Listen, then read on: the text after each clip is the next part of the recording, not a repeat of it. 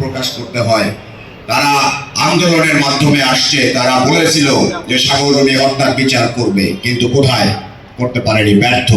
আমি আশা করব বর্তমান সরকার, নির্বাচিত সরকার, তার অল্পদিন ক্ষমতায় এসেছে, আমি আশা করব, আমি সাধারণ সম্পাদকের সুরে বলতে চাই যে তারা এই বিচার করবে এবং সাংবাদিক সমাজ যেই রাস্তায় নামে প্রতি বছর 11ই ফেব্রুয়ারি, সেই থেকে সাংবাদিক সমাজ পরিত্রাণ পাবে। তবে দুঃখের বিষয়, সাংবাদিকরা বিভিন্ন সরকারের সময় নির্যাতিত হয়।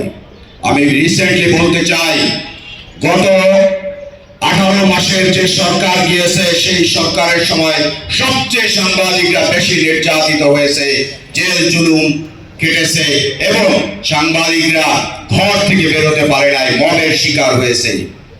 আমি মনে করি বর্তমান নির্বাচিত সরকার আসার পরে সাংবাদিকরা কিন্তু ব্রেক নিতে শুরু করেছে, এটা আশার আলো।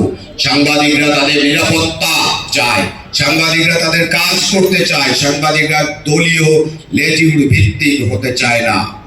আমি মনে করি ঢাকা রিপোর্টার্স ইউনিটি তাদের আন্দোলন চালাবে যতদিন পর্যন্ত সাগররুনির হত্যার বিচার না হবে, ক্যাপিটাল পানিশমেন্ট যতদিন পর্যন্ত না হবে, ঢাকা রিপোর্টার্স ইউনিটি তাদের আন্দোলন চালিয়ে যাবে এবং আমি একজন সদস্য হিসেবে তাদের পাশে থাকব এবং আমি আশা করব আমাদের আন্দোলন অচিরেই সমাপ্তি ঘটবে।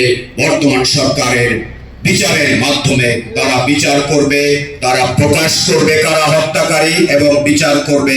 সবাইকে ধন্যবাদ। ঢাকা রিপোর্টার্স ইউনিটি এগিয়ে যাবে, এটা আশা করি। সবাইকে ধন্যবাদ।